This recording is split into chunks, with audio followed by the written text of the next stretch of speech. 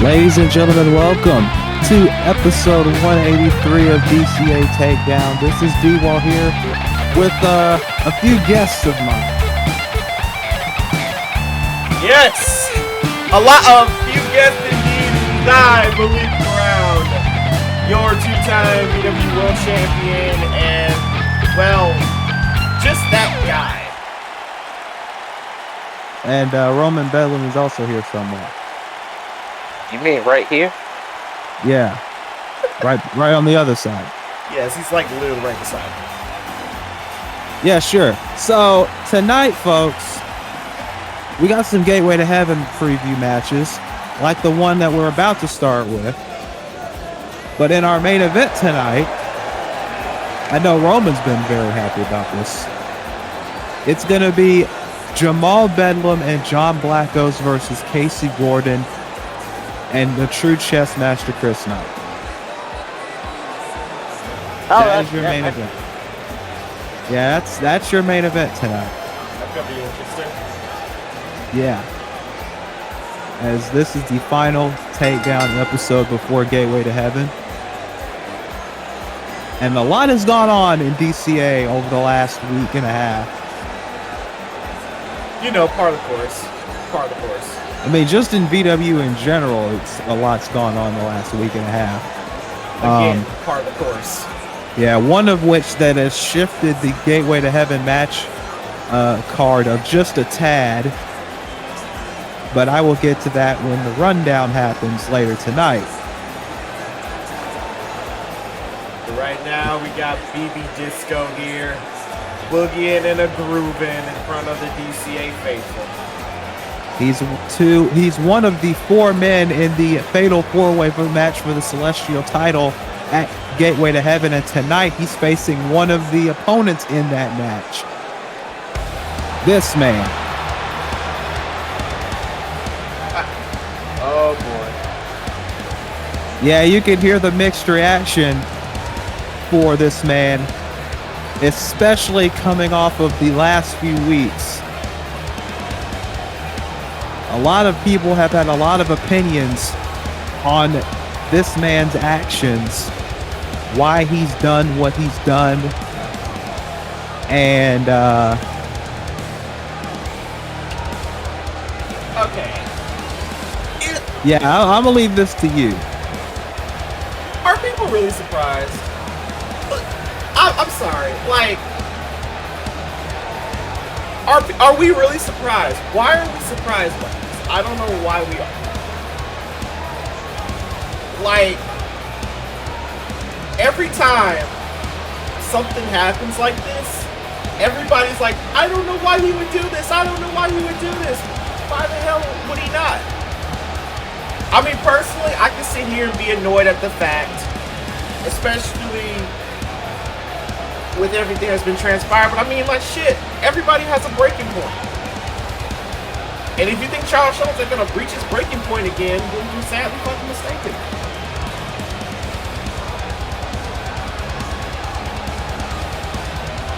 Charles Schultz, of course, a former Celestial champion in his own right. He lost that championship, well, let's just say he cost himself the Celestial Championship. Yeah. Oh, he had a head-banging experience, much like Carmen did. But we ain't gonna talk about that. Well, there's a difference between when Charles had it and when Carmen had it. And we all know why, but again, that's another story for another day. Right now, But at Gateway to Heaven, Charles has another opportunity to win the Celestial title, but to do it, he has to go through Malachi, BB Disco, and the current champion, Horror Glory. which is a stacked epping card, or just a stacked group of people. Oh, That's well, that is- was interesting. Yeah, and BB Disco ain't having any of that. That's a flatliner. Of course, Malik is also going to be at Gateway to Heaven. He's going to be teaming with Atlas Jones against the Blade Runners in a very interesting match, to say the least. Yeah. It's going to be very interesting. Oh, it's Fujiwara armbar by BB Disco. And of course, for Roman's interests, Jamal Bedlam will be one of the seven other men. A total of 8, obviously. Rude Awakening neckbreaker there by BB. One of 8 men in the Gateway to Heaven ladder match to determine who will challenge either Zach Stone, Tyler Parks, or Jeremy Paisley in the main event of Revelations 8. Oh, jumping DDT by Charles Schultz there. And, yeah, I mean, Gateway to Heaven is going to be a very stacked event. It's going to be a lot of interesting matches. Whoa, what a guillotine leg drop, springboard style by BB there. BB Disco won. No, only one. BB Disco, former TCW Asterix world champion and homegrown talent of TCW Asterix. The guy that a lot of people, to be perfectly honest with you, saw as a potential champion, but I don't think anybody saw him be on the verge of being a world champion. But he shocked the virtual wrestling world over the years, and he's still one of the very nice there. He's still one of the best luchadors that we have in all of virtual wrestling.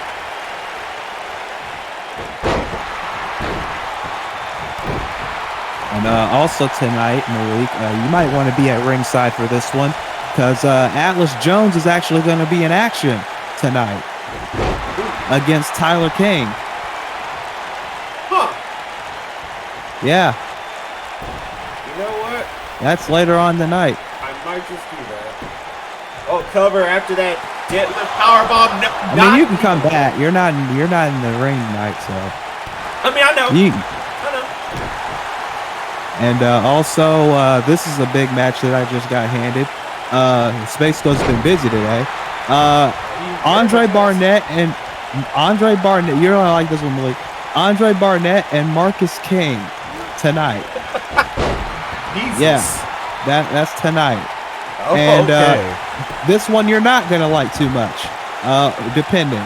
The New Scene versus the Future War Cult, also tonight. Well, at least they're getting something. Yeah.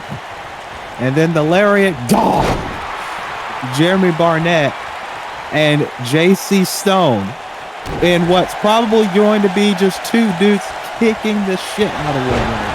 Speaking of kicking the shit out of each other, after that dragon suplex, Charles Schultz hit that sling blade. And he's picking up momentum here. He's got BB on the ropes. Kicking the gut.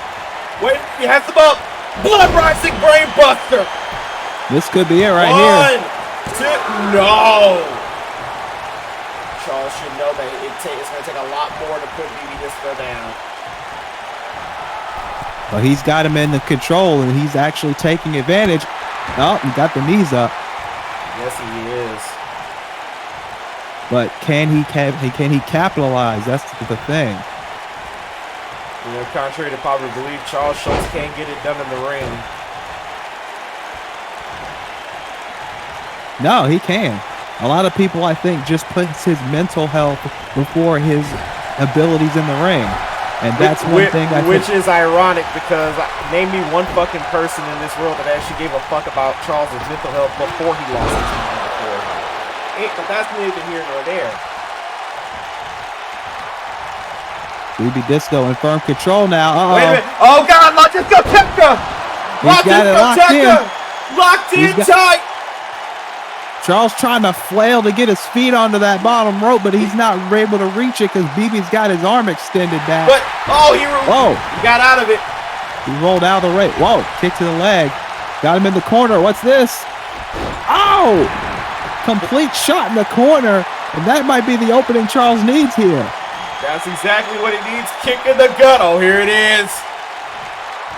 Oh, he nails it. Shadows fall. Shadows fall. Nails 1, 2, and what a... That's actually a very impressive win. No, it was.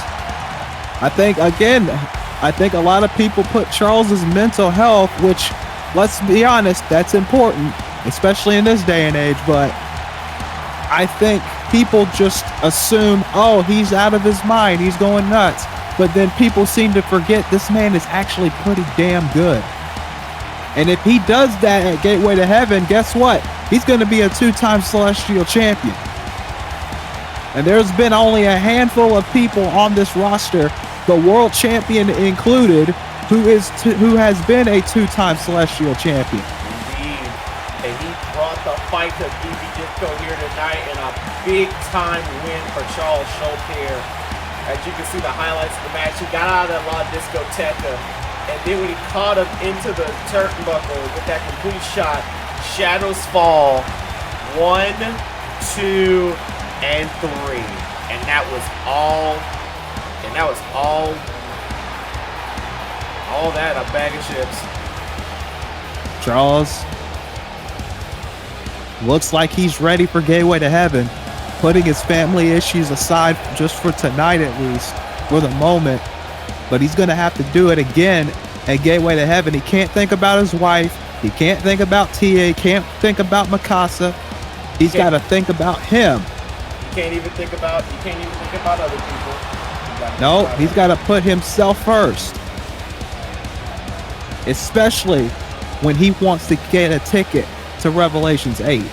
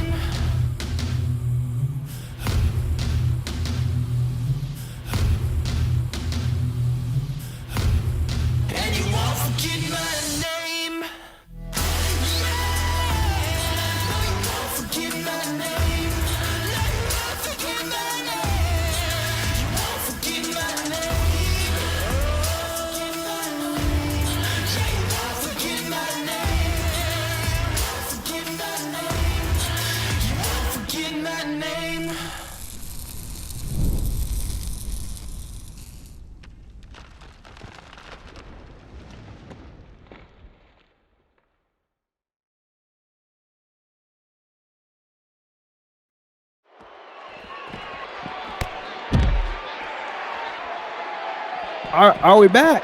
We're back at. Oh, you knew this was gonna happen. Of course, Josh McCloud attacking Zaire Steele from behind. This has been an issue ever since Zaire Steele first arrived on Takedown with the VW World title and basically blew past Josh McCloud, who was then the DCA World Champion, and basically just said, I'm more important than you. And Josh has been taking that personally ever since then. Well, unfortunately for Josh McCloud, he has no world title at this point. And Steele still has his, so... No, true. But that also means that Josh has nothing to lose. And he's probably going to be even more dangerous now than he was before. Because, yeah, he did some scummy shit to keep the world title or even get the world title. What do you think he's going to do now that he doesn't have it? Yeah. I mean, oh, shit. Oh, no. Oh, Jesus! God. Also, the fact, let's not forget, Josh McCloud has been away from DCA for years. He comes back, he wins the world title, and now he's not a world champion anymore. And guess what? He's probably thinking to himself, if I don't do something to keep myself relevant, I might end up back on the unemployment line again. Uh-oh. Oh, God.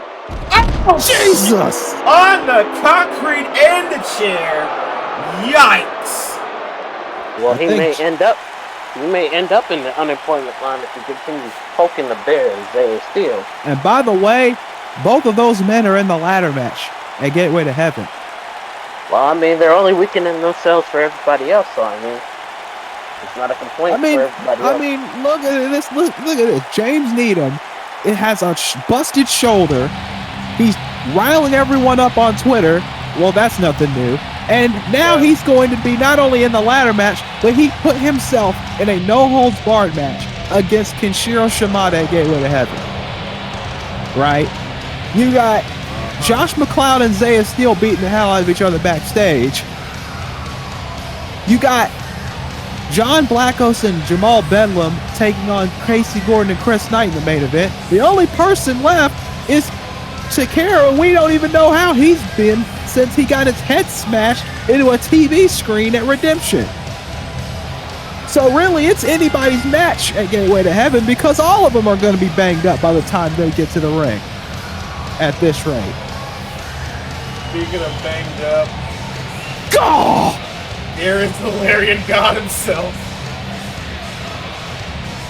Former Burnout champion Jeremy Barnett. If I remember correctly, you never lost the title directly. I believe Tyler Parks had gotten pinned, which caused him to lose the Burnout title. So, Pretty much. that's a man who has a case for that championship if he really wanted to. That's true. And here comes JC Stone. Yep. And you know, it's funny talking about that Gateway to Heaven ladder match and all the people in it. It's like every single person in there has got some. It's gonna come in not 100%, and it shouldn't be surprising. And I'm gonna be completely honest with you. If one of them come out of that Gateway to Heaven ladder match, I, without good faith, cannot. I'm not gonna sit here and pretend like. If one of them do win that Gateway to Heaven ladder match, how the fuck are they gonna get to Revelations? Yeah, that's the question because there's so many egos and so much volatility between all 8 of those men for several different reasons. I mean, think about Jamal and Casey still have a beef with each other. Yeah. That hasn't been resolved yet. Oh! And JC Shot to the midsection. goes low with that gut punch, and now JC's trying to take control of this match early. It's like I said, this ain't gonna be no catch as catch can classic. This is gonna be 2 men beating the shit out of each other. They don't care. Polish They hammer want right to the they face. They want management, mainly me and Space Ghost, because Chris is still dealing with shit with Needham and his lawsuits and contract status and shit. Because apparently I was informed that apparently if he wins that match with Hatchet at that end game, he wants Chris in a match where his contract's on the line, and I got to deal with that red tape because that has to go through me. Because, you know, I'm the owner of the company, not James Needham. So I don't know where the fuck he thought it was a good idea to go, hey, I'm just going to say, you know, if I win, we're going to put both of our contracts on the line. Great. Thanks. Giving me more fucking paperwork to do. But, you know, I guess VW continues to just go, hey, D-Wall, do this for me, do that for me, instead of thank you, D-Wall, for getting Taggart out of here. Let's just continue to say that you're not doing anything. And then we're going to just keep demanding you do stuff for us. And then after you do it, we're going to say you haven't done anything. I mean, to be fair, you didn't get Taggart out by yourself. No, but people were begging me to make a team and get everybody together to get Taggart out. And then when Taggart gets out, everybody starts wanting to make demands. Wait, TKO! Well, what does that tell you? TKO by Barnett. And look, all I'm going to say is I'm not surprised. No, of course not. VW has always been in chaos and will continue to be in chaos. I guess that's the part that makes it unique. I don't know. Look, all I'm saying is until the right amount of people do the actual right thing, there will never be a change. That's all I'm saying. Not really, no. You just gotta roll with the punches. Speaking of punches, even when the right people do the right thing, doesn't guarantee that there won't be chaos. Chaos is a part of chaos life. coming. Oh, I know that shit all too well. Drop toe by Barnett. That's why I don't get involved in a lot of the Twitter chaos. Or at least not anymore, as you used to. That was about 2 years ago.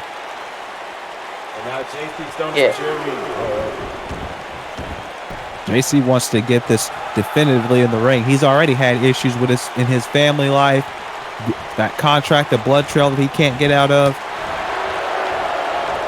Just a whole lot of stuff going around JC's life. Barnett, on the other hand, he just wants to beat somebody's ass and get closer to a title opportunity. Because you know deep down he probably wants that burnout title back that's currently being held by the Vice City psychopath himself, Tommy Vercetti. And look at this young boy with that bulky crap, and he gets out of it. Tommy Vercetti, of course, is going to be defending the burnout title at Gateway to Heaven against the man who placed a few spots below in the Road to Glory tournament, and that man is Lupon III. Well one. Now, power slam by Barnett, and the Lariat God is on fire. But JC Stone back in control now. We're going to hear from Tommy Vercetti in a bit, by the way. Oh, that's going to be fun. Neck breaker. Yeah, Tommy Vercetti, who on his last title defense cover here.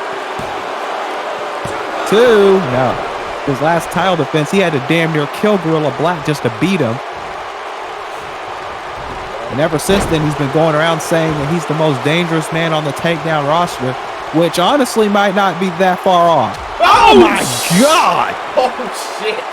Well, after that right hand, I may beg to differ. He busted him open with a right hand, and he might have knocked him out too, but he only gets a 1.9. Jeremy just hard-wayed JC Stone. One punch. Sure. Yeah.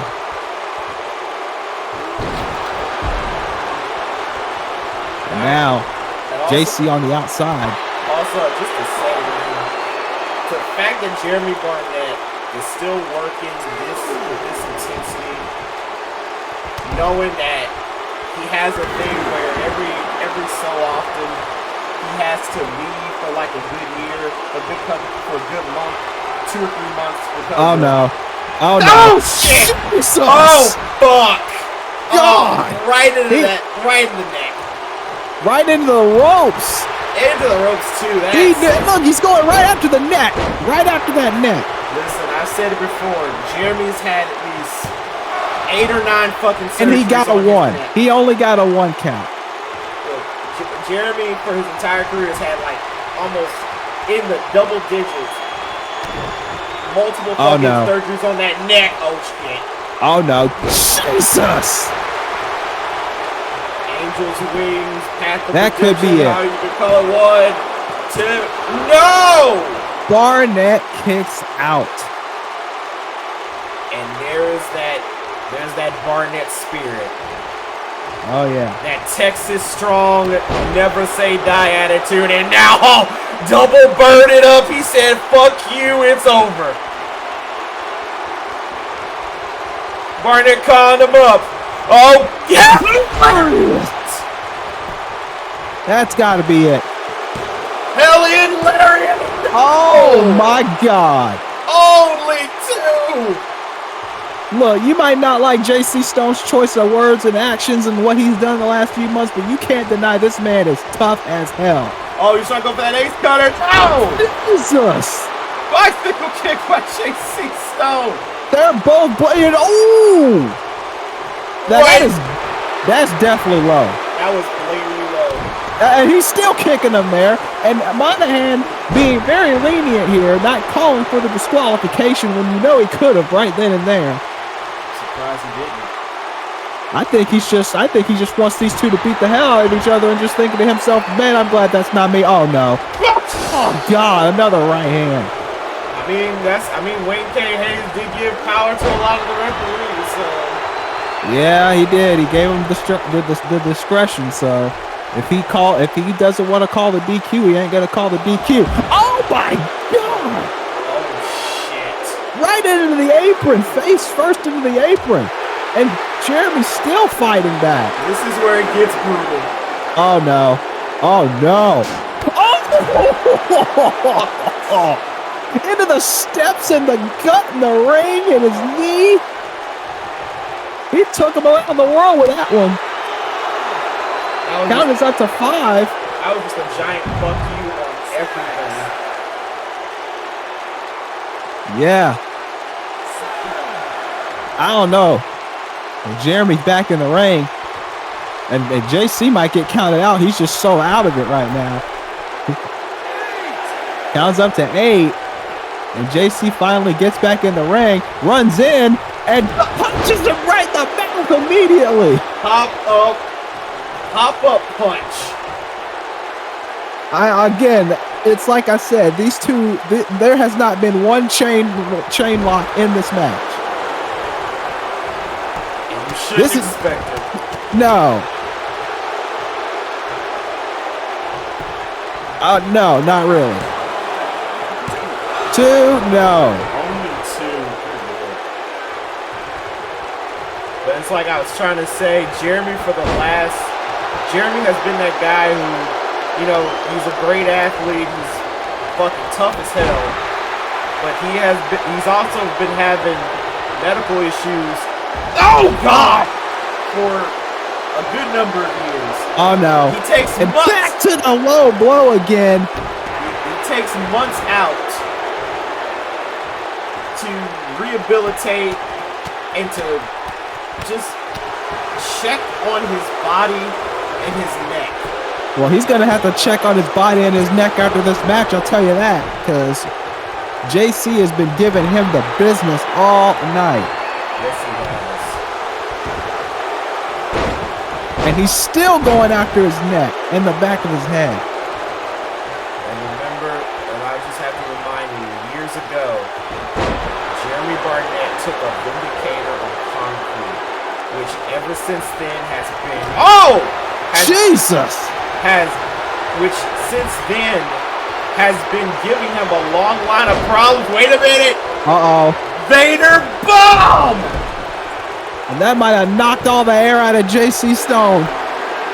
1, 2, 3. Oh my goodness, it did.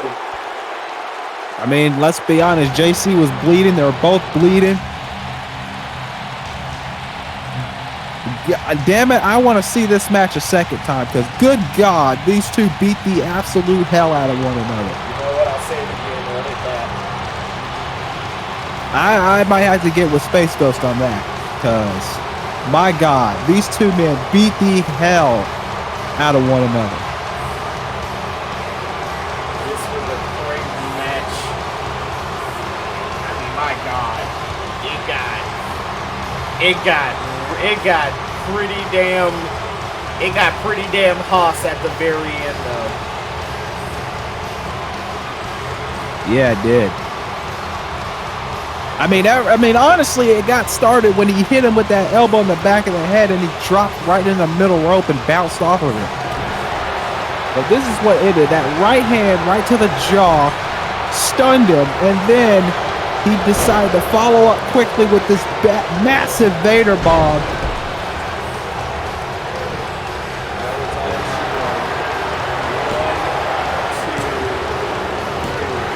Somebody get the squeegee for JC Stone and get that ambulance for both of them because they're going to need it. Jeremy Barnett picks up a victory. And I can tell you right now, I know him. He needed that victory. No, he did. He definitely did because, let's be honest, you want to get to title contention, especially this close to Revelations, you got to pick up all the wins you can get. And Jeremy Barnett with a big one here tonight. We'll be right back, folks.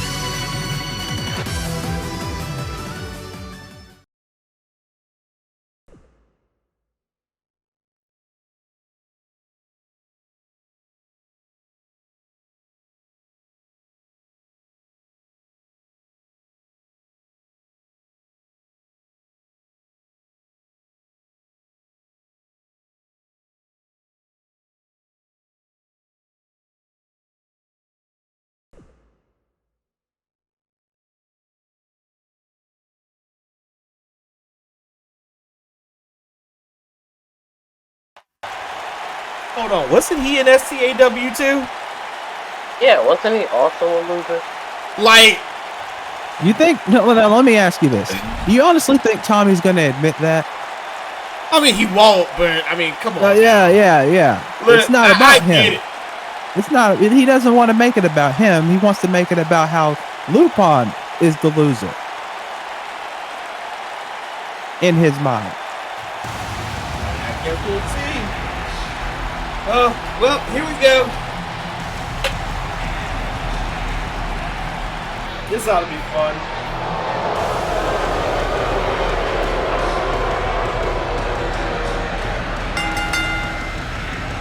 Look who it is. Yeah, this was Chris's match. Oh, wow, boys. It's so great to see y'all. I almost forgot you fucking existed. It's almost like for all the shit you talk, you can't keep up with it, huh? Oh, don't worry. They act like you don't exist either. Which is funny. Yeah, it's real funny, you know, considering that it was me and Haskins that gave him a fucking job to begin with. So hey, it's okay. Yeah, Big Lance Cassidy and Adrian Klein. I don't know if you noticed, but they're Former very DCW Tag Team Champions, mind you. they're very quiet. I don't know if you noticed that. They seem very quiet. Last time I heard anything from Klein is when he started something out with my brother when it came to the TJ Kennedy thing. Yeah, I'm sorry. I'm gonna be 100 with you. I don't trust these motherfuckers. Here comes the Blacks! Excuse me? What the fuck? Wait. Listen, Jesse Black on the right, Sid Black on the left. That's the Future War Cult. I don't know what y'all are talking about, Black History Month. We got us a tag team match players. And somehow I feel more offended than I did before. And we Blame Malik. It's they came from Battle Pro. Blame him. Listen, I don't Their blame last me. name is Black. All right. No, we know that. It's just So when okay. So first off, we're gonna have to call an exorcist so we can get the spirit of Teddy Long out of D-Wall as this match starts up. First off, there are 3 black men in the ring and Lance Cassidy. Well, you know what? I cannot confirm or deny that he has been That Lance is that Lance may or may not be somewhat black because there I can guarantee you there's not a black bone in that body. Yes, I mean he's from Canada, so Yeah, there you go. And we all know Canada's one big work. Just ask Charles. and the only black thing that came out of Canada was Drake. But True. anyway, we don't talk about that. Speaking of, we got Sid Black on the outside beating the hell out of Adrian Klein. No countouts in tag team and regular 2-on-2 tag matches in DCA. Oh, Just God. the generic black man new number 78, the flatliner or the complete shot, whichever you want to call it. Taken from Zimbabwe legendary wrestler Niger Figer, but we don't talk about that either. And then which was adopted by black legend himself, K Quick.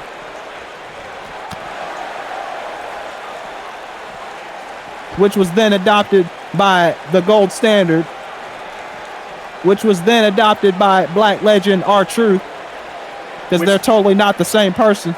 And it was also given by fellow And Adrian Klein is bleeding, and we're a minute and a half into the match. and not zero fucks was given off of this. But also it was given by legendary Speaker of the People, Montel Vontavious Porter. Oh, he's the originator of the saxonification. Did you know that? No, he's not. Look, if he didn't make that fucking play of the day maneuver, then Byron Saxton wouldn't have been inspired. We all know I'm right. And now Sid and Adrian. Oh wow! Well, Play It just blew him in the gut. of the day, you mean the generic black man finisher? Stereotypical African. oh yeah, the American playmaker. That was what it was. And now The overdrive. Sure. The move banned in DPW to this day. wait. Oh! Klein with the reversal, and he finally throws Sid into the corner, but no. Reversal again. I'm just shocked that Adrian Klein at this stage is already bleeding. Then again, the people cheered when he was, so. Says a lot. Oh! And you know what? Just like on the back of Adrian Klein's tights, I don't think that they care. No, of course not. They still have Brett Haskins' logo on their knee pads. Which at this point, keep it 100. I think they do that mostly to get a rise out of people. Because as far as they're concerned, they are the new scene. Oh God! Well, but here's the thing: the Future War Cult have been on a roll the last couple of weeks. They have. They pinned Suplex Mountain in the middle of the ring on Takedown a few weeks ago. The former BW Tag Team Champions. And wait a minute. Yeah. Clyde. Oh! Good Lord. Pump handle. Sit out. Face buster. And now Cassidy. I'll tell you one thing right now. The Future War Cult, if they continue this momentum, right now there's not a clear-cut favorite to be coming out of Gateway to Heaven as #1 contenders. We could see that happen where Future War Cult challenges either the Blade Runners or you and Atlas Jones for the tag team titles. It could happen. Yeah, it could. And Captain finally tagged Klein back in. He just torpedoes Adrian Klein into Jesse Black.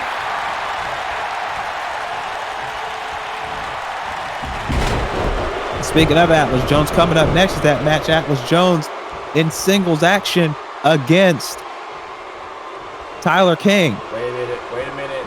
Klein. Blunt force trauma. Let's be real, a lot of people forget the new scene are damn good in the ring. Yeah. And honestly, to be fair, if it's mostly to their fault or the fault of the people. Jesus! They much rather be known as the instigators, the riot inducers, than the actual people with the honest to God talent to back it up in the ring. Well, if you ask Big Lance, he'll say that Dakota says that he has a lot of talent, but we're not going to get into that. Isn't Dakota married? Ask Lance. That ain't my shit. That ain't my problem. Okay. Ask Lance. Speaking of Lance Cassidy He's getting his ass whooped. Yes, he is. And it's ironic to know that it's ironic to know that in his hometown of Winnipeg, Manitoba, Canada, this man was known as the Canadian Tanahashi. And now he's known as the Canadian ass. Pretty much.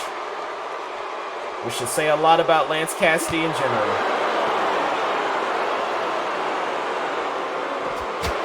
And Sid getting chopped even more than he already was. Yes, Jesse. Yeah, Jesse's getting some offense now.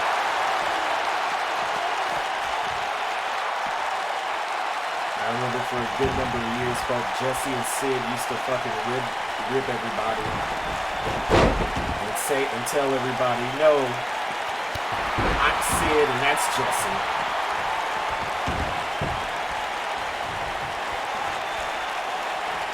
And now, wait a minute. Oh! Well, the Shad Gaspar Memorial. Oh no!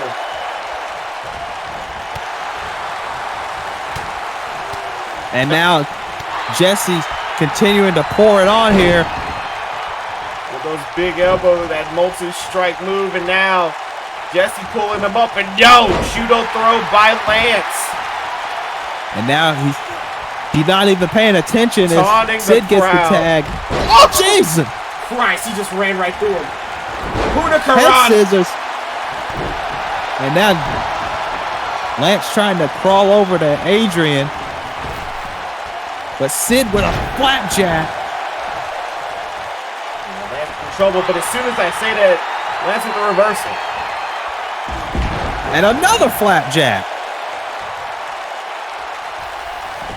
Sid's in control.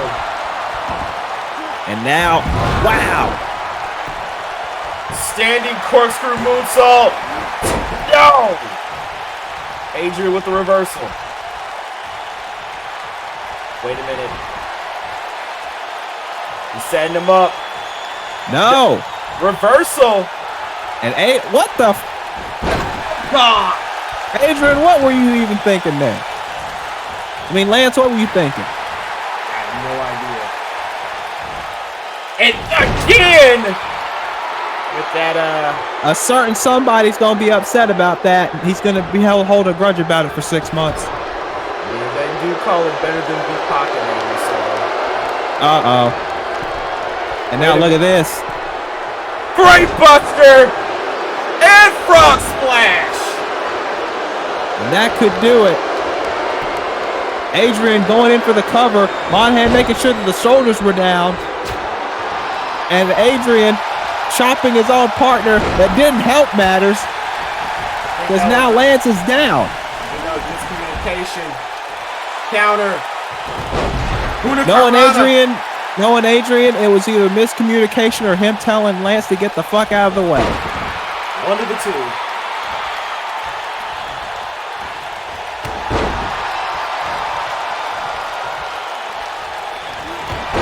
Clothesline.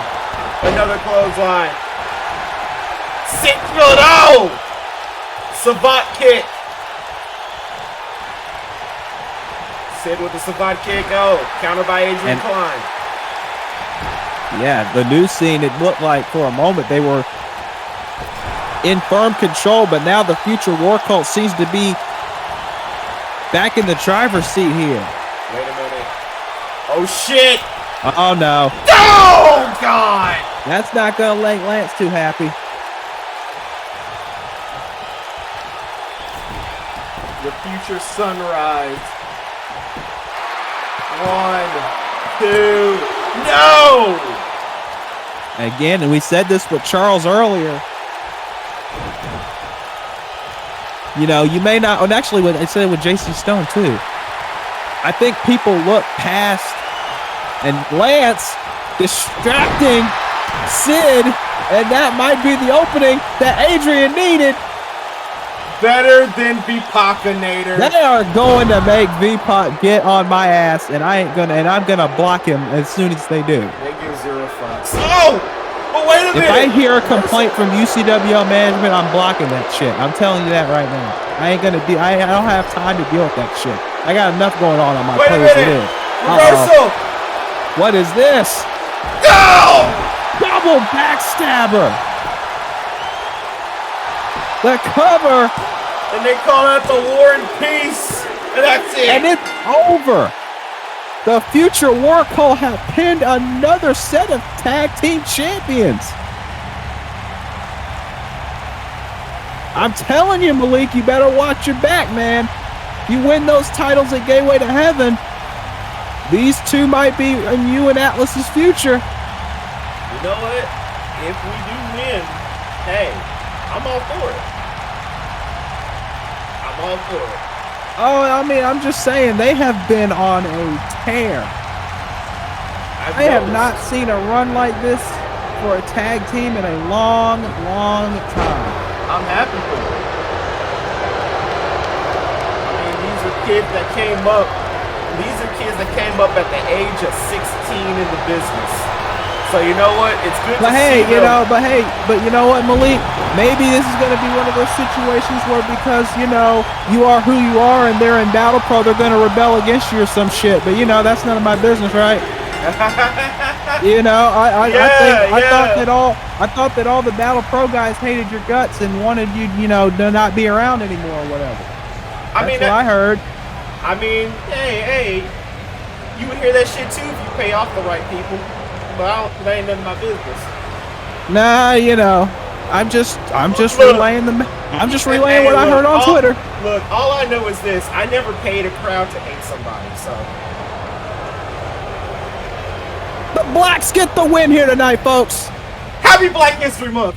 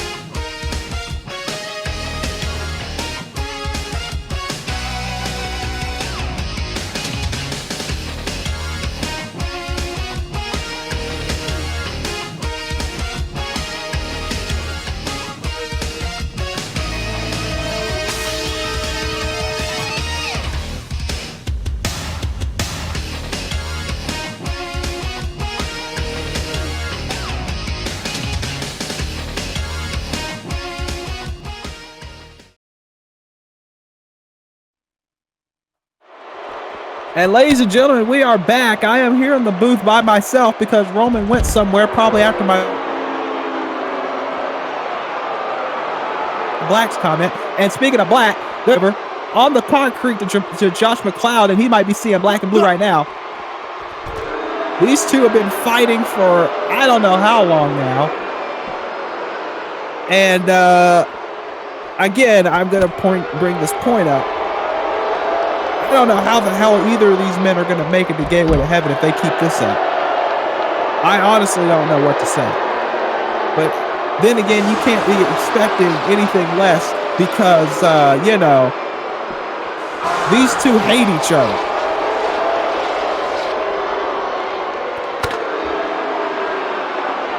I mean, oh God.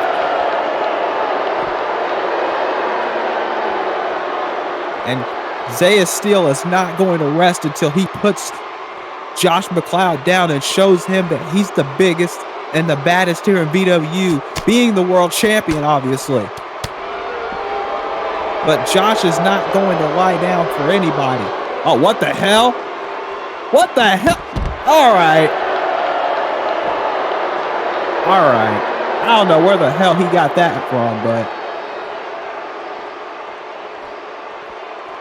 And now, right to the back of the head of the BW champion. Now he's running. He realizes he can't.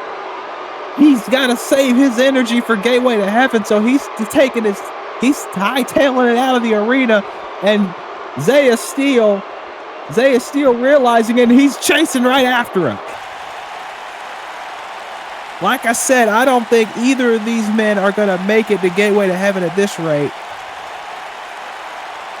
But right now, we got a singles match coming up, a preview of the tag team title match at Gateway to Heaven between the Blade Runners, Atlas Jones and Malik Brown, as Tyler King is about to go one-on-one with the Soldier.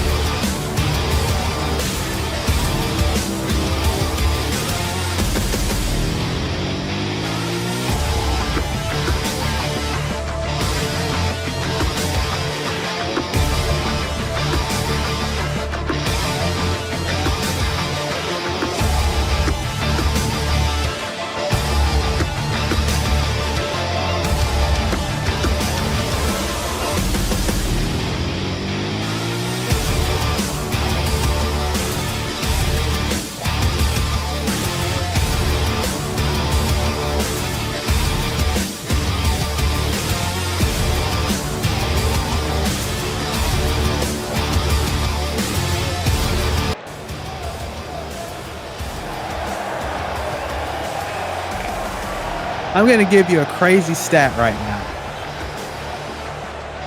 This man, Atlas Jones, has been in DCA since the beginning, 10 years ago in June. And Atlas Jones has never been a tag team champion in this company. He's won the world title twice. He's been Celestial champion, but he has never been a tag team champion. And at Gateway to Heaven, if he does manage to win the titles with Malik Brown, who has won them before, by the way, with his brother Dante, Atlas will be a Triple Crown champion for the first time in his career. And it's so surprising to say that he would be a Triple Crown champion now, when you'd think he was already one. But he's not. And here comes his opponent, being accompanied by his tag team championship partner, Gage Grayson. He is one half of the DCA World Tag Team Champions, Tyler King. And me and Malik can tell you this because we were there in those early days. When these two men were here in DCA the first time, a lot of people pegged Tyler King as a future DCA World Heavyweight Champion. They pegged Gage Grayson as a future DCA World Champion, or champion in general in this company outside of a singles run. They came back a few months ago, and when they did, they immediately set the bar high, and they are now the top of the food chain again as tag team champions. But at Gateway to Heaven, they are fighting a team that they might know from the early days of DCA, but they don't know what they're capable of as a team. And Malik Brown in the corner of Atlas Jones. He's going to be back on the booth after this match, I'm pretty sure. And Atlas just kicking Tyler down to the canvas. This is a preview, like I said, of the Gateway to Heaven tag team title match between the Blade Runners, Atlas Jones, and Malik Brown, as Atlas with a big splash, but only getting a 1 count out of it.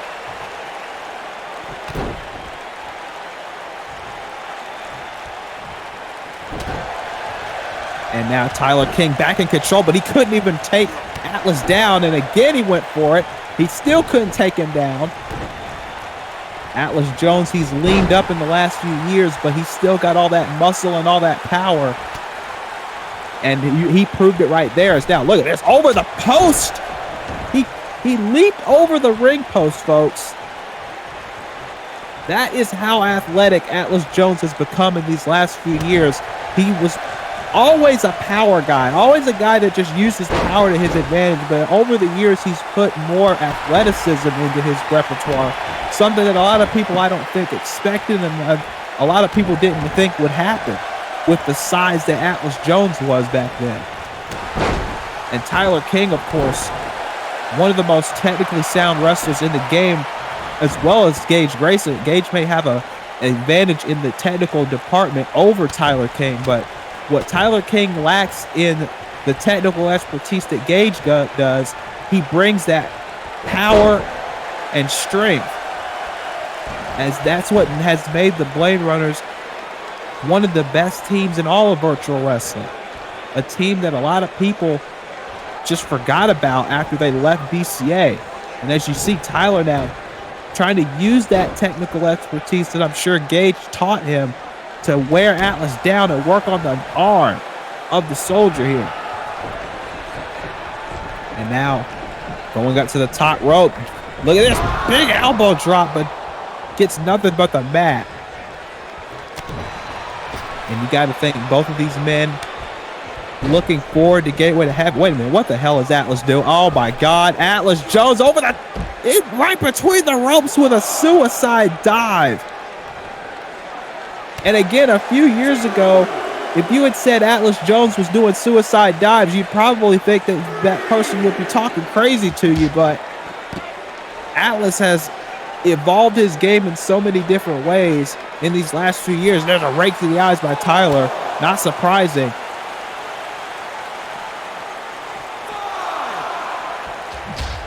Oh, God, right against that apron there.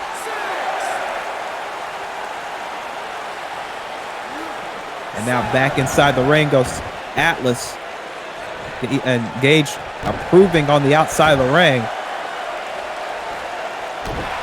And now shot to the elbow. Again, he's working the arms, trying to take out the power of Atlas there, which is a smart move. Trying to take out the front line and the Soldier's March by any means necessary. And, of course, obviously to make sure that he's weakened toward Gateway to Heaven and that big tag team title match. Atlas again just using that overwhelming power. But Tyler, no. And Atlas just sending Tyler King all the way to the floor. landing on his hip.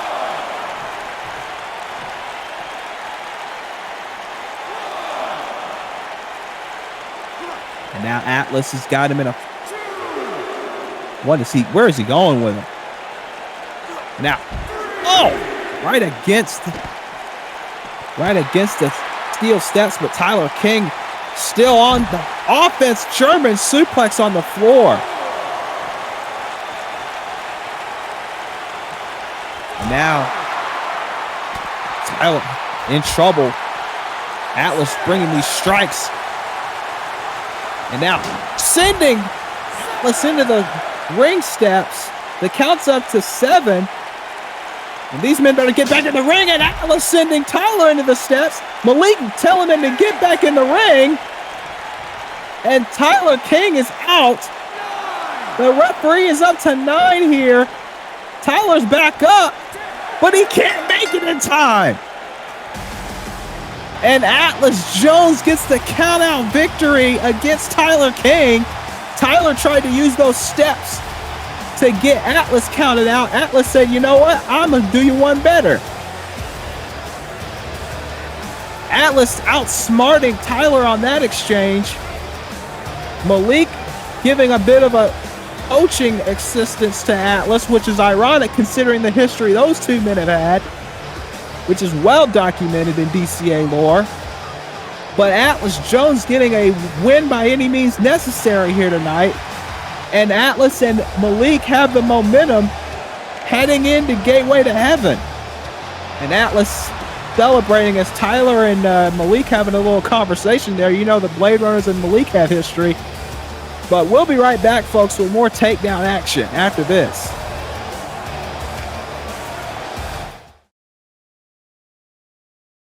Why leave anything on your front lawn, under your porch, on the side of the highway when you can store all that stuff my way, down here at Jones Big Ass Truck Rental and Car Storage? Now, I know y'all got stuff at your house that you don't need no more, you don't want. You know you ain't gonna use that printer. Why keep it all around your house? Bring it down here to my house. You ain't the Dukes of Hazzard. You know you gonna use that ugly yellow luggage. You don't need all this crap. What you gonna do with this? This is not what it... In my yard, I don't care. I'll store this motorcycle in that van for you for $10.99 a month. You got old tires, they charge you $3 for that old tire. You can rent a truck, you can store a car, they don't care, bring it on down here. You ain't got to put that old tire for $3, for less than that. Hell, for you, for $3 they gonna charge you, I do it down here for $1.50 down here at Jones Big Ass Truck Rental and Storage Facility. Now friends, you may ask yourself, how in the hell can he store this stuff for such a cheap price? Put this in a box, mark it for you, put it away, seal it. The fact of the matter is, I'm pretty drunk right now and store it. And this is a drunk discount sale down here at Jones Big Ass Truck Rental and Car Facility. You got an elephant, I got space. Send me smoke signals. You got weed, and I'll store anything you want. Go ahead and give me a call or find me on them internets at www.jonesbigasstruckrentalstorage.com. That's JONES Big Ass Truck Rentals and Storage.com. This is a bus. You know how big a bus is?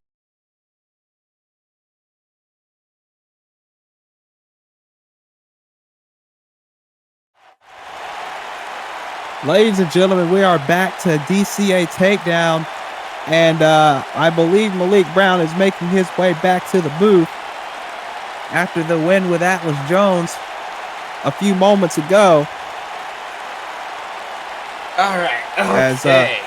we are closing in on our main event tonight, which is Jamal Bedlam and John Blackos against Chris Knight and Casey Gordon. And I don't know how the hell that's going to work. And now here comes a man who is the purveyor of all things funky and all things Jones Big Ass Truck Rental and Car Storage. It's Andre Barnett. Ask him.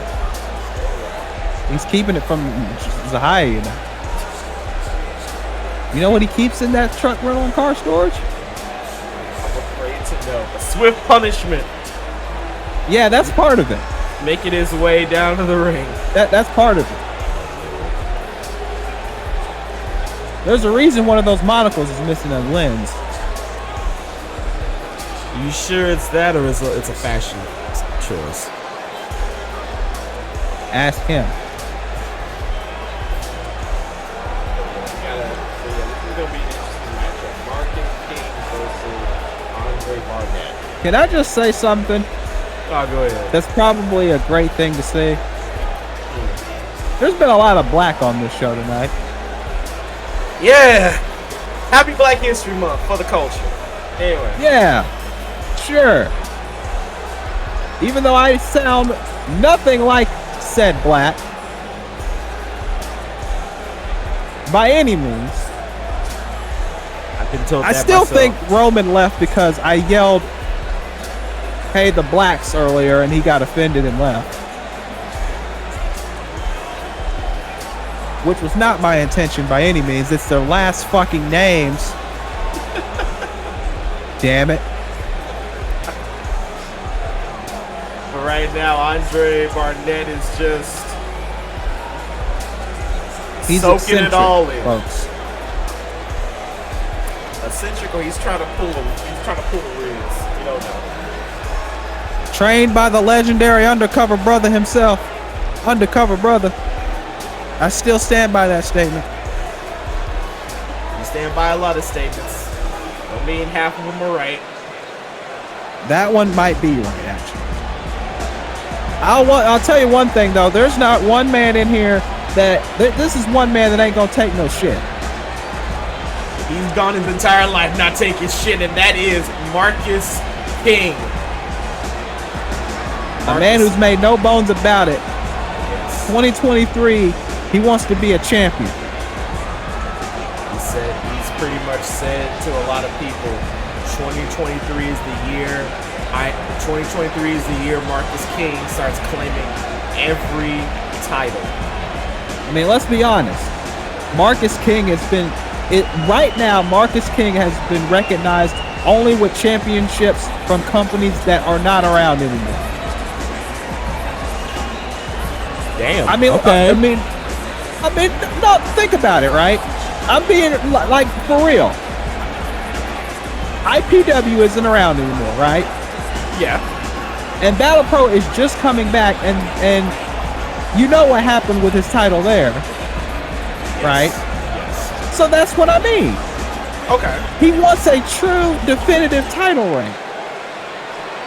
Not one where, you know, circumstances beyond his control keep him from having that said championship reign that he's wanted. And he's saying that this year is going to be that year. I mean, he couldn't help it that Battle Pro had to go on another hiatus. That wasn't his fault. That wasn't your fault. That just happened. Right. And it wasn't his fault that IPW had to shut down because of reasons that we can't get into legally. Yeah. So, you know, that's not on him. And he's rightfully pissed off at the fact that, hey, I've had these great moments. I've had these great championship wins, but I haven't had good championship reigns. Yes, he had that one match, that Double or Nothing match a few years ago. But what happened after that? That's the point Marcus was telling me earlier, and was telling you earlier in the meeting. Yeah. He's like, what happened after that Double or Nothing match? Who remembers that Double or Nothing match anyway from this point? Yeah, you can go back and watch it, and yeah, you'll say, yeah, that was a great match. But do you remember it? I mean, I get it. He said it. He said that didn't do nobody favors. It did him favors in the short term, but in the long term, do people actually remember that match even happened? Or if you bring it up to somebody, they'll go, "Oh yeah, I remember that now." Wait! Oh my God! Jesus! Holy fuck! Okay, And as for Marcus. Andre Barnett, he's in the same boat. Listen, he's had wins against AJ Styles. He's had big singles victories. But what about that big singles championship victory? He hasn't had it yet. And you're right. I mean, if anything, these are two guys who have had all the momentum, all the chances, and yet have not gotten. Oh, look, another one. Look at this, another roll in. 1, 2, no. Oh, that was a little closer than the last one was. But yeah, these two men are just about in the same boat mentally when it comes to their careers. So this is probably the perfect match for Space Ghost to put together here tonight. Yeah. I gotta give myself credit for doing what probably a lot of people thought was the dumbest thing on the face of the planet and bringing in Space Ghost to be the co-general manager of Takedown. But ever since then, you know, been pretty good so far. I tell you what. I thought the dumbest thing you ever did was hiring Chris McClellan. No, that wasn't the dumbest thing I ever did because contrary to popular belief, yeah, Chris is a scumbag, but look what happened to Takedown after I signed him. People went from, oh, Takedown should be canceled and Wildcats is better to, oh, let's talk about Takedown. Whether it's good or bad, they were talking about Takedown. That's a good mindset to have. That's what happened. I don't back down from hiring Chris. Yeah, he's made some scummy decisions, and I don't agree with those. But you can't deny that me hiring Chris in the first place was a way for Takedown to get some exposure, which it desperately needed because all people were talking about for 3 years straight was, hey, can DCA be an all-women's league? Just scrap the men. Just scrap every single men's division person and just let it all women. Which pissed me off and pissed you off. So you know what? I went out and I did the most controversial thing I could do. I went out and got the most controversial man in one of the most controversial men in entertainment, and it made Takedown that much more must see. Wait. Uh-oh. Monahan better get the fuck out of the way, I'll tell you what. Oh. Gets out of it. Well, I was about to say earlier, Marcus King, the eldest brother of one Eric King. Wait a minute. Wait, oh, Jesus! High angle neck breaker, rainbow cutter by Andre Barnett. Now Marcus calling up Andre. Oh, there's clothesline. And another clothesline.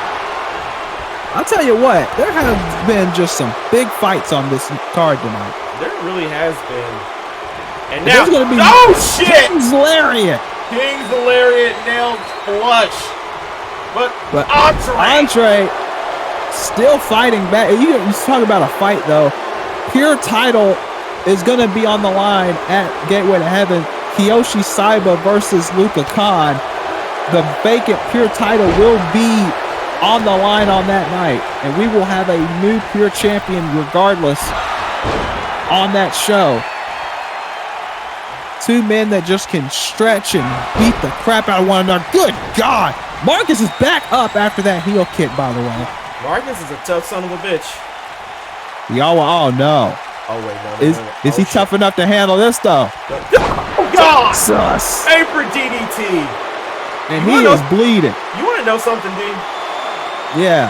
Eric and Marcus, when they grew up and they decided they wanted to get into the business, a lot of people went out of their way to say that Eric was going to be the breakout guy, the breakout star. Jesus, because of his natural athletic ability. And they said Marcus, he was going to be somewhat of the middle guy. He's going to get far, but not as far as what his brother was. His brother was, everybody would consider the future world champion, the big star, the legend in the making, right? 2 count? No.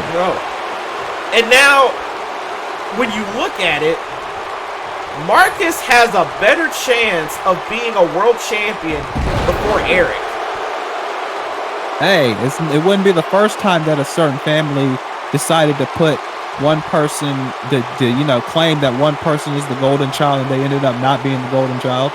I mean, you're right. And then not being the golden child made them kind of, resentful and hateful and whatnot. Jesus! Oh, what a spinning heel kick. And he doesn't have shoes, so that just makes it worse. That's bone on bone right there, bud. But I will say, in this sense, Eric and Marcus don't hate each other per se. Oh no, I know they don't, but in the context of it, it's like it's not the first time this has happened with families. No. Forearm. Wait. Oh no! Shit! Oh my God! That one had a lot more on it. And that one, and he ran right through the into the ropes too on the way down. 1, 2. That's Jesus Christ. Yeah, Andre was not moving. I think when you said Marcus King was looking to get his momentum back, I think he just showed it right there. Yes, he did. He beat Andre Barnett in spectacular fashion with a This didn't have to go long because it was just a fight, which we've been seeing all night long tonight. If you folks, when we tell you, when the people, the commentators, whoever, say that the road to Revelations is where everyone turns it up to 11, this is what we're talking about. They turn it up to 11. Because they know what this time of year is. Look at this. Look at this. One elbow and then wham! Knocked him the fuck out.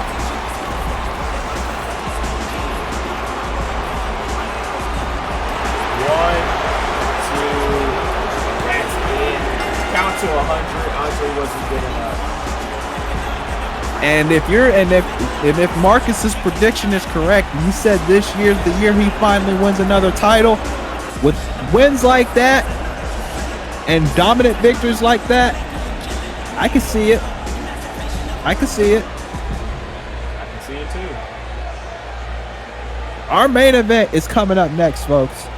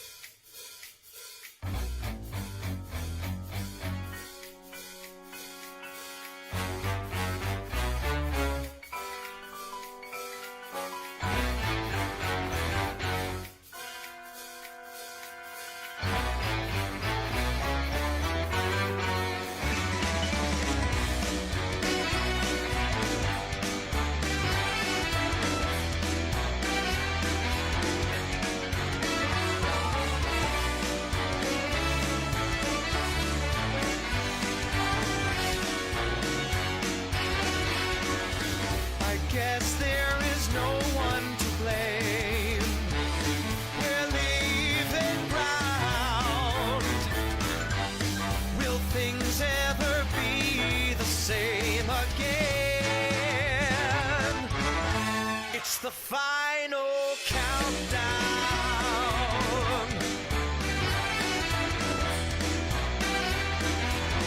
Oh, the final countdown.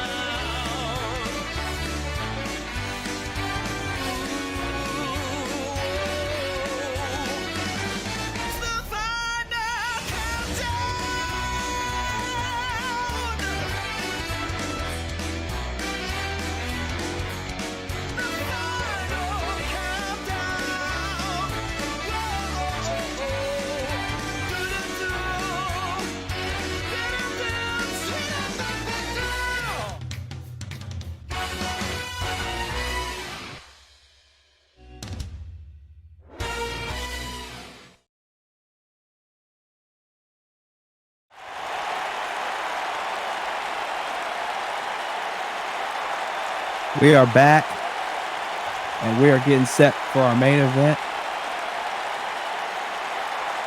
You know, it says a lot when It says a lot when the so-called enemy makes more fucking sense than the people around you. or in some cases, speak what everybody's been saying or everybody's been thinking. But that's neither here nor there. Yeah.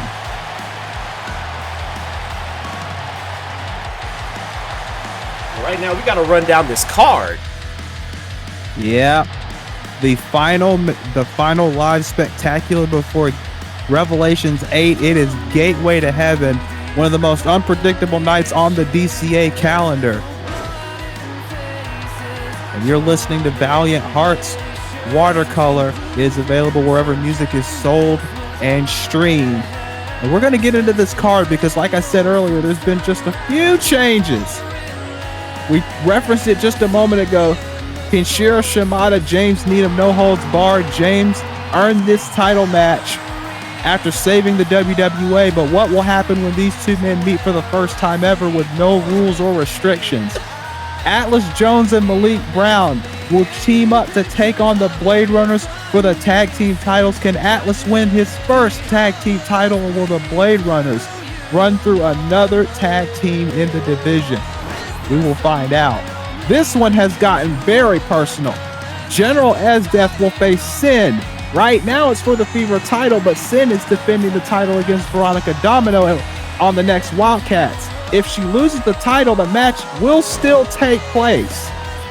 Lupon III will challenge Tommy Vercetti for the Burnout title. Tommy says he's the most dangerous man in DCA, but can he outlast Lupon III and keep the Burnout Championship? Fatal 4-way for the Celestial title. Haru Glory defends against Malachi, Charles Schultz, and BB Disco. Charles got a win earlier tonight, but will he at Gateway to Heaven, or will someone else walk out with the Celestial title? Carmen Cortez said she had unfinished business in DCA, and it turns out that unfinished business is with Kite Young, and they are going to go one-on-one at Gateway to Heaven. This one was made on the last Wildcats. Barbie J. Tucker versus Candice Romero, and the winner will face Morgan Raincroft at Revelations. Which one of these two will get their shot at the Russian Nightmare? And speaking of which, she's in the Gateway to Heaven ladder match along with Ovana, Ellie Rose, Abby Thorne, Aubrey Williams, Ovana, Sakura Hagiwara, and the returning Mari Pond, who will get a Wildcats title match at Revelations. And then the Gateway to Heaven men's ladder match. Zaya Steele, John Blackos, Jamal Bedlam, Chris Knight, James Needham, Casey Gordon, Josh McLeod, and Takeru Yukimura, who will face the world champion in the main event of Revelations 8. We will find out at Gateway to Heaven. This one has been changed because of a recent street fight that happened. The new Goddess champion Trixie Decker will face Celeste Amira for the Goddess title. Who will walk out as the Goddess champion heading into Revelations 8? We will find out at Gateway to Heaven. Devataki has been unstoppable, seemingly unstoppable, as the Wildcats champion for almost a year. But can the Miracle Butterfly dethrone her and win the Wildcats title for the first time in her career? Or will Devataki put another woman down and retain the Wildcats title? And then the main event, the first three-way dance in DCA history. Jeremy Paisley and Tyler Parks will look to tie down Zach Stone and stop his path to Revelations 8. Who will leave as the World Heavyweight Champion? We will find out as Gateway to Heaven is coming your way in just a matter of weeks. The last show, the last live spectacular before the biggest night in DCA history, the biggest nights in DCA history, because I'm almost 90% sure it's going to be a two-night event again this year. But we'll see. We'll see. Space Ghost might pull some shit out of his ass, you know. Yeah, we'll see. But we're about ready for our main event, a tag team match that I don't think anybody expected John Blackos and Jamal Bedlam versus Chris Knight and Casey Gordon. This is going to be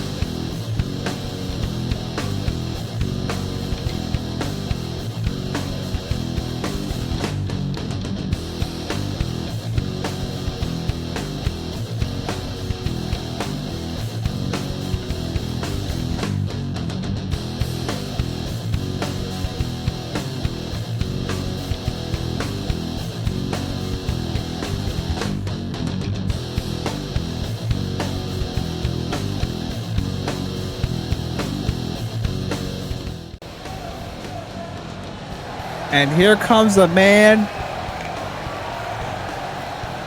who made the man beside me about 9 years ago scream as if he was in the opera when he threw Anthony Lewis through the hole in the Hell in a Cell onto steel steps. Former two-time world heavyweight champion in DCA and in CCL. No, not in CCL, just DCA. And former CCL world champion, former DCA tag team champion, the Destroyer, Casey Gordon, a man who's been in this company since day one. One of the most dominant men in the history of this company. And tonight he's going to be teaming with a man who he has had more than volatile history with over in CCL.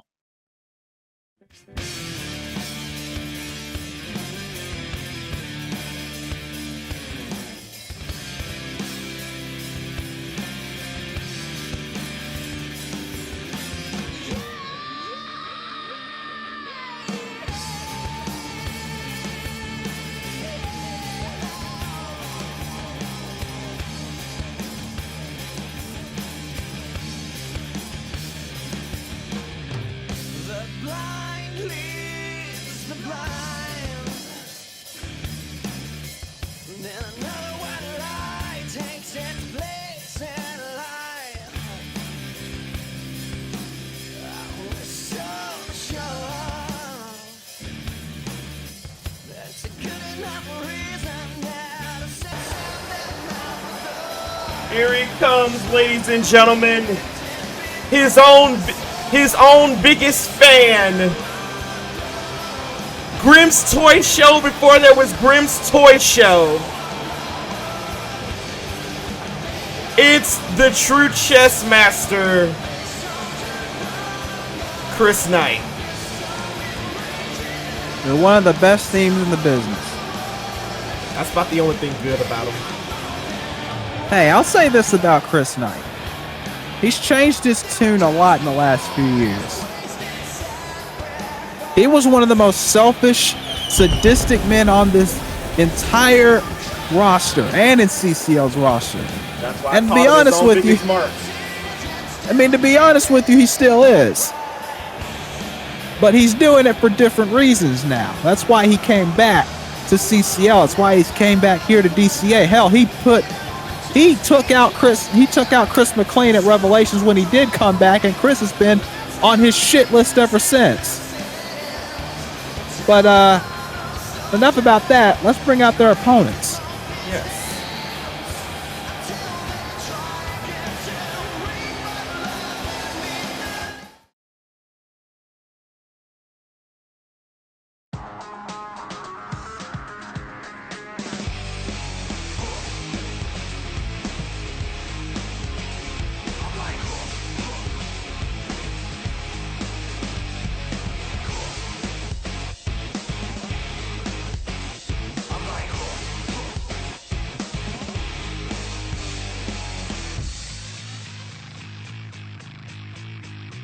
Hey yo, first things first, it's time to shake ground in the 8th round. Mike's battle will break down for the beat and the rhyme tone. Jump in the cyclone, S-C-O-L-E-S, yes I know. The rap beam vaccine, hack red beam for the mark.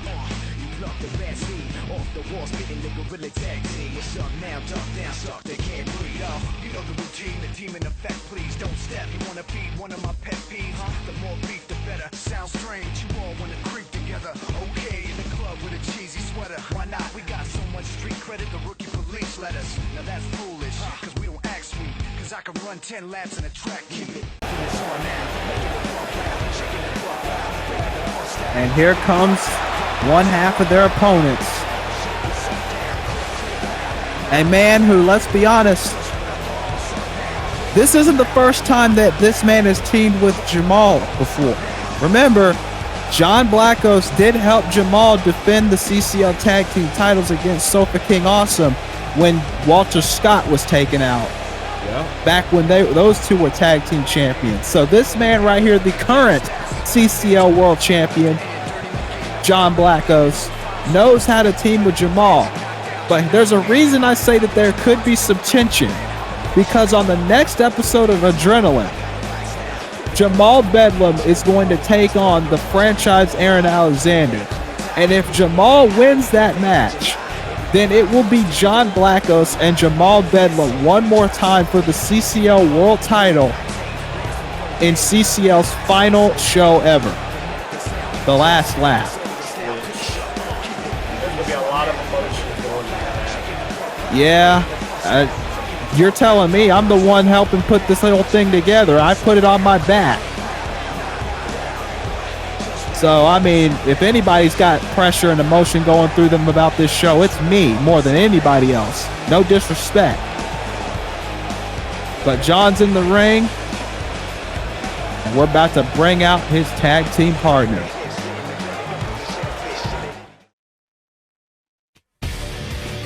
There will be no stopping. When you go harder than somebody, man. This right here is domination. This here what you call domination. It's a combination of skill and concentration. So I see the occasion, do something amazing. With anything that I do, I dominate it. This here what you call domination. It's a combination of skill and concentration. So I see the occasion, do something amazing. With anything that I do, I dominate it. I'm stronger, blow harder. I'm a monster, I conquer. Dominate anything I want to. My passion, my skill, my focus, my hunger. Just to put it simple, I'm the yes, I just want it more than the next guy. And no, you can't do the things that I'm gonna do. Real aggressive, little rough around the edges. I'm in on the mission, smashing the competition. Ooh, my next victim, get him, I got him. Let me know if anybody else got a problem. Yeah, cause they don't even stand a chance. Got the eye of the tiger and the heart of a champ. Just want it more, yeah, man, I need to win. Pedal to the floor, we gon' push it to the limit. Yeah, man, they wishing, but they can't with me though. Even when it gets all quiet, I'm still on beast mode. This here what you call domination. It's a combination of skill and concentration. So I see the occasion, do something amazing. With anything that I do, I dominate it. This here what you call domination. And here's the fourth and final piece of the puzzle. You know, I don't say this as much, but well, there he is. The Jamal Bedlam. Like I said, I don't say this as much, but Jamal, for the last good years I've known him, I could say without a shadow of a doubt, Jamal is, you know, I could say me and Jamal in a weird ass way have parallel lives in a sense. And if anything, I have always considered Jamal to be a more completed version of me, past, present, and future.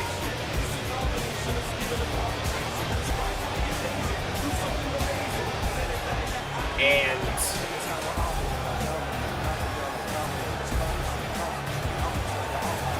I wish I had more to say, but the only thing I can say is he's going into this match with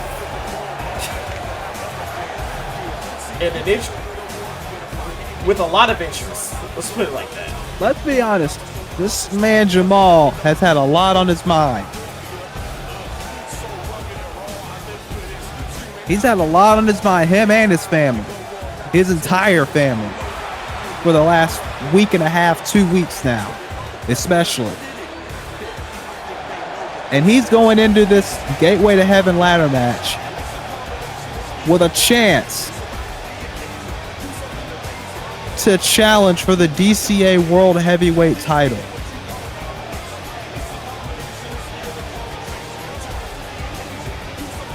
That's big. That is big.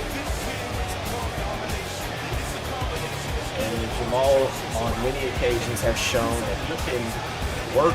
That he can work with his enemy, he can fight his enemy. And it's almost like Blackos and Bedlam are just, no matter what, they're just destined to be in each other's story. And look at Blackos coming back with that big clothesline. Ladies and gentlemen, this is our main event for Takedown episode 183. It is John Blackos and Jamal Bedlam versus Casey Gordon and Chris Knight. I believe Roman Bedlam is trying to get back here to call this main event with us. Seeing as his brother is in this match, he has an interest in it. And all four, let me tell you something about one of the men in this match. Somebody in the meeting, somebody when this match got announced, I won't say who it was, but somebody I heard said, "Why the hell is John Blackos in the ladder match?" To which I will give you the following reasons why. 1, he's the current CCL World Heavyweight Champion. 2, he's a former Call All-Stars World Heavyweight Champion. 3, he was in the main event of last year's Revelations against the man who is still the world champion right now. So, if you need more explanations as to why Space Ghost put John Blackos in this match, I don't know what to tell you. All the men in that ladder match are current or former world heavyweight champions. You mean to tell me none of them deserve the opportunity to go to the main event of Revelations? Get out of here. Come on now. Yeah. It was hella weird. Yeah, like, really. Chris Knight, former CCL world champions, held championships everywhere he's been. Casey Gordon, I ran down his stats earlier. Jamal Bedlam, former VW champion. Hard Gold champion for a fuck ton of days and months. CCL breakout champion. Yeah, CCL world champion. He's done it all. Takedown, former world champion. Josh McLeod, former world champion. Zaya Steele, the current world champion of VW. Like, this is the most star-studded Gateway to Heaven ladder match in a long, long time. I've either been a part of the Gateway to Heaven ladder matches, or I've seen them myself, and that is very much true. And now look at Bedlam. It's one of the most violent matches in DCA history. You gotta go. That tagline, "Gets hell to get to heaven," is not just a tagline. When you go through that match, you gotta go through it in order to win and go to Revelation. And all the men in that ladder match knows that. And Jamal getting sent into the corner by Chris, and see, this is the thing. Chris Knight and Casey Gordon, they're not going to be sharing Christmas cards or Valentine's Day cards or any of that shit. First off, I don't know why the fuck they'd be sending Valentine's Day cards to one another. Wait a Chris minute. Knight has a wife. Tiger Driver 91. There's the checkmate by Knight, and smart by Jamal immediately tagging in John Blackos, but sidestepped a lariat there, and he's going out to the legs of John Blackos. Can we get an update on Roman, by the way? Or is he still upset about the black comment? Because,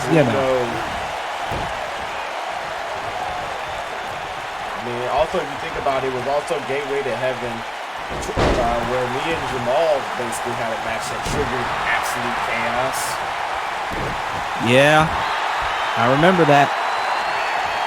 Now look at this. Dragon sleeper, but Chris's foot was underneath the ropes.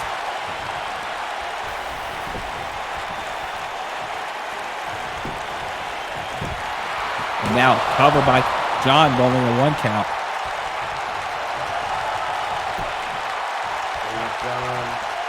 I gotta say, John is probably one of the few people in my years. Wait a minute! Exploder suplex, but Chris Knight, being the tactician that he is, saw that coming and got out of it. And now look at this reverse figure 4 by Chris Knight. Reverse figure 4, and now it's funny. All four of these men in the ring, I got a history with. Yeah. Chris, I remember the Revelations 2 match with you and Chris Knight. You nearly killed him. You nearly put a hole in his damn body. Yep, I did. Casey Gordon and you had a hell of a rivalry. We did. I mean, I've had hella matches, hella rivalries with a lot of these guys. With Blackos and Jamal, I've had some of my best matches. Memorable matches. There's that chop block. You know what he's looking for? He's looking for Zug Swang. If he locks it in, it's over. Yes, he's got it locked in. He's got him away from the ropes. Jamal trying to urge John on. Make sure he doesn't tap out here. This will be a big win for Chris. But John does not tap, and Chris had to let go of the hold. And now reluctantly tagging in the Destroyer. Because let's be honest, Chris and Casey, like I said earlier, they don't want to be teaming tonight. They're doing it out of necessity. Dude, no. Those are the two guys that want nothing to do with each other. Not really, no. And again, it's like I said earlier, I don't know how any of these men are going to be 100% going into Revelations. All 8 of them. This is maybe the first time that all 8 participants in a Gateway to Heaven ladder match are not going to be physically 100% going into their match. And then you look on the, oh God, I want a shoulder tackle. And then you look on the women's side, which we haven't, I was going to talk more about on Wildcats, but I might as well mention it now. Oh my goodness. Good Lord. Gut wrench suplex on the floor. And remember, no countouts in a traditional 2-on-2 tag match. So they can stay out there as long as they want, as long as they get back in the ring for the pinfall. But you talk about the Gateway to Heaven women's ladder match. You got Ovana, who's been riling everybody up on social media lately. You got Abby Thorne, who, you know, people consider a future champion in her own right. And, you know, I don't blame them because, you know, obviously. Aubrey Williams, enough said about that. Enough said. Osaka, who's had her own issues going on recently. Sakura Hagiwara, who, let's be honest, is Miss Revelations. Every time you put her in a big match of Revelations, she steals the damn show. Morgan Raincroft, who hasn't been the Wildcats champion in years. Mari Pond, who's returning after that brutal match with Carmen last year at Revelations. And then, Oh boy. He might rip John in half right here. Oh! Out of the DDT! Blackos with the counter. And now throws him into the corner. Jamal wants a piece of wants a piece of Casey, excuse me. I'm thinking about Atlas for a minute. What is this? DDT into a Sherman. Wow. Jamal Bello is probably the only person I know that you could put him in a tag team with just about anybody that he's okay with, and they would just be the most.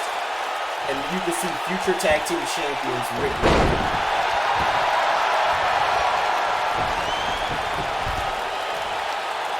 Yep. And then, of course, in that women's ladder match, the wild card, of course, is Ellie Rose. who has not been seen or heard from since she lost her Road to Glory tournament match, which a lot of people were upset about. Nelly has not wanted to talk to anybody since then. Trust me, I know. I've tried. Wait a minute. Spinebuster by night. Spinebuster. And no, Jamal gets out of it.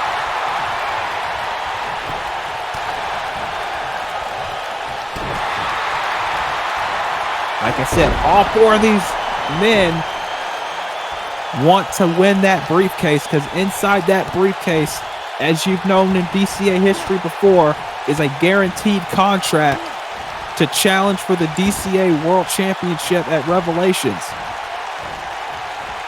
You win that ladder match, you are a guaranteed Revelations main eventer. And you know damn well Jamal Bedlam wants that shot. Uh-oh. Wait. And now he's got it locked in on Jamal. It's locked in tight. Roman ain't gonna like this if Jamal taps out, I'll tell you what. Can you imagine Jamal Bedlam tapping out to Chris Knight? Hell no. I mean, he didn't, but the threat was there, I'll tell you. And now here we go. Oh, boy. And look at this, Casey taking advantage of the situation. He's got the leg hooked and Jamal kicks out. This is the match that Jamal and Casey have both wanted. Because remember, it was Jamal, the last opponent that Casey had before he took his break. And Jamal was the one who takes credit for putting Casey out. And you know Casey's not happy about that, especially considering that the other last time we saw Casey Gordon, he was laid out by Asani, laid out by Tyson Jax. His dominance has been put into question multiple times. Jesus Christ, Superman punched by Jamal Bedlam. Two. And Chris Knight breaks it up. And now we got all four. Oh, wait a minute. Oh, no. Oh, shit. Blackos Tower! Blackos Tower by... And now it's just we just got a melee in the ring now, folks. Oh, what the hell? I don't know what Jamal was okay, never mind. Oh, that's the lariat! He got him in the back of the head, though. And now he was focused on... he's going to hit it again. Is he going for it again? Yes, he is. And he got it again. But Chris Knight right there to break it up. And he gets a neck breaker. This has been an all-out war. I'm telling you, this has been one of the most brutal nights in Takedown history. I don't know what's going on, folks, but everyone wants to make a statement tonight, apparently. I think the last week and a half on Twitter and shit has gotten everybody fired up. I don't know. I'm gonna be honest. Where's Roman? He's missing out on all the brutality. I've been sitting here watching this match quietly. Oh, no wonder I didn't notice you. Jesus Christ. I thought you were offended by the Blacks comment earlier. No. Oh, good. Oh, good. Speaking of important business, John is transactioning that business at the moment. More lariats. Blackos. He was trying to tag in. He was trying to tag in Chris Knight, but he wouldn't let it happen. Uh-oh. We're dry. The Kofi Kingston special.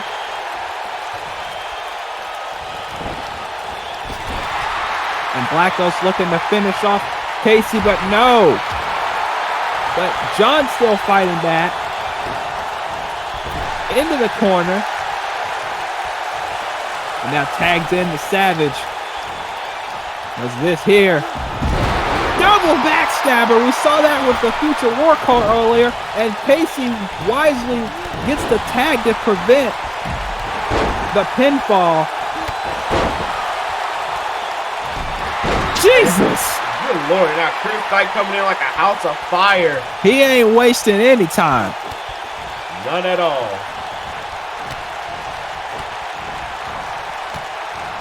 Chris Knight just hammering away on the Savage. And Chris Knight and Jamal have not minced words with each other either.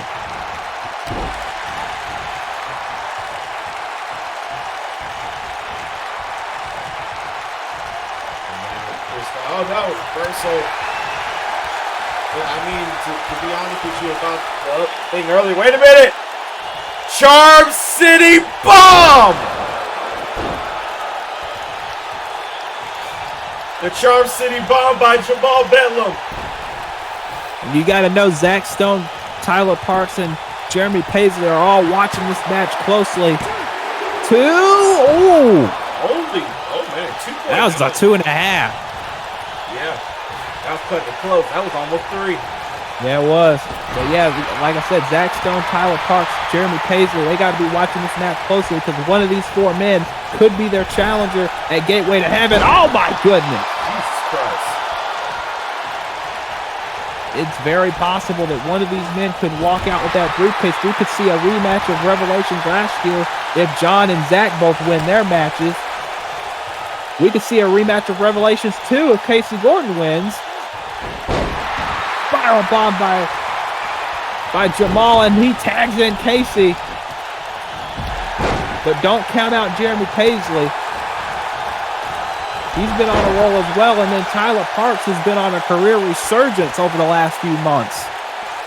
And this is honestly the biggest match of Tyler Parks' life, and he put that in no uncertain terms on the last takedown, and Paisley was there to make sure, hey, look, don't forget about me either. Even if he didn't say a word, you can tell by the look on his face, Jeremy Paisley was like, don't forget about me. I have just as much of a chance as any other you two. Oh, my goodness. And he's right. All of them have a chance. Both Tyler and Paisley have all the opportunities, all the chances. And remember, this is the first 3-way dance in DCA history. If you're not familiar with a 3-way dance, that means it's elimination style. So if one of those 2 men pins Zach first, we have a guaranteed new world champion. Yeah. It is that easy for Zach to lose his title at Gateway to Heaven. It is not a foregone conclusion that Zach will walk into Revelations as the world champion. Oh my God, dominator by Jamal. I knew where this was going. I knew it was about to get brutal. Yeah, when these 2 men who have had no love for one another getting into, oh God, and now this is the 3rd time we've seen this tonight, and Monahan just letting it go. He ain't gonna go and tell Jamal no. He values his career. And now sending him into the steps. Jamal taking his time. And now, SPO. And that's what got John off the apron. Right hand. And another one. Trying to soften. Oh, look at this. The second ride. The one thing he doesn't do it on Hell.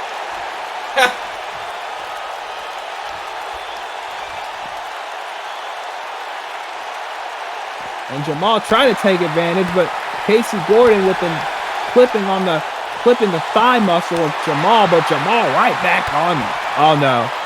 Brody lariat. The Brody tribute. Yeah, on the floor. If he hit that in the ring, this would have been over. Yeah, and Casey, these 2 are going to beat the hell out of. We may not get a winner in this match. I'll tell you that right now. We may not have a winner. I mean, with the way these 2 are going, I'm not surprised. Yeah, of course. That's why Roman's all quiet over here. And another Brody. And Jamal now dragging and finally putting it back in the ring. Now, oh my God! Where did that cutter come from? That looked very familiar. And Chris Knight literally diving in to save it. Uh-oh. Oh, wait a minute. No, Chris Knight with a double DDT. Double DDT, Chris I Knight. did not see that coming. And this may be the most. Oh, wait, no, Jamal. Superman punch. Obviously calling out somebody. But he only gets a 2. Man. Uh-oh. No! The back gave out. All that brawling on the outside of the ring. And Casey's got him up. Oh, God. Dark Abyss. Dark Abyss Jamal. flush. 1, 2, 2, no! and Jamal kicks out. Wow. For people that question why Space Ghost made this main event, here you go, folks. Here you fucking go. And for anyone that questioned me for making Space Ghost in charge, come on now. Wait a minute. Oh, wait a minute. Oh, What the hell? deadlift! Explode! Jesus. The And now strength of a Jamal. savage. Jamal is in prime position. He's got him up. Savage Cyclone! He got it. What? 1, 2, no, Chris Knight breaks it up. And Jamal telling him pick him up and slam him down. And that's exactly what Blackos did. Because I doubt that Casey would have been able to kick out of that Savage Cyclone. Good God.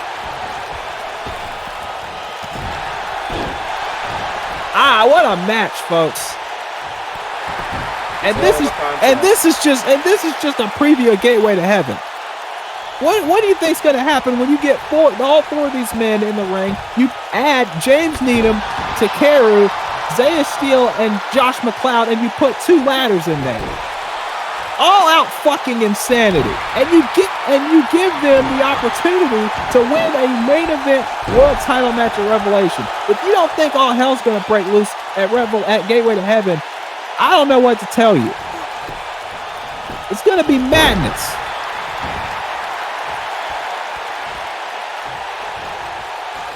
And now, shoulder tackle.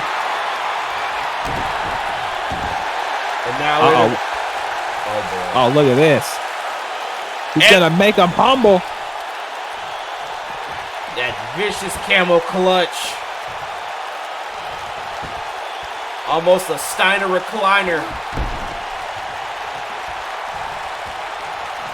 And now Chris Knight wants his pound of flesh on Jamal.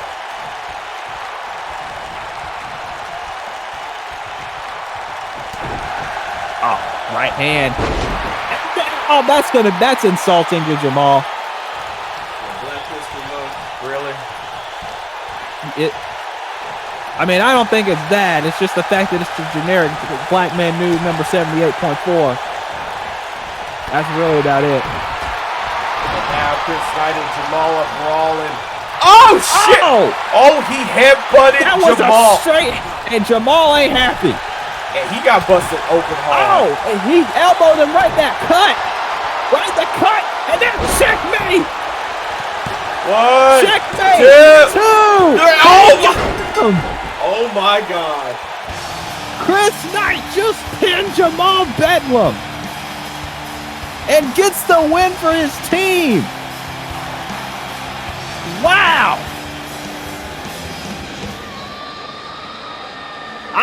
Oh man.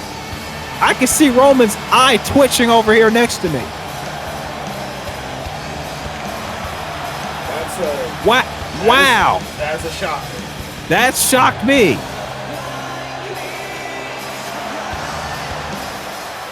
Wow. I think that headbutt did more damage than Jamal probably thought it did. The side is opening him up hard when you see the highlights here. This was a fight. I'll tell you that right now. It was. And again, like I said, you add 2 ladders, a title match. Zaya Steele, Josh McLeod, James Needham, a pissed off James Needham, and Takeru Yukimura in the mix. And we don't know what to expect. Look at this. That headbutt, the elbow to the cut, checkmate, and it was over. Wow. Wait a minute. Wait a minute. Casey. Dark Abyss to Chris Knight. Again, every man for themselves. And he's not done. He said, okay, the team shit's over with. Now it's all about me.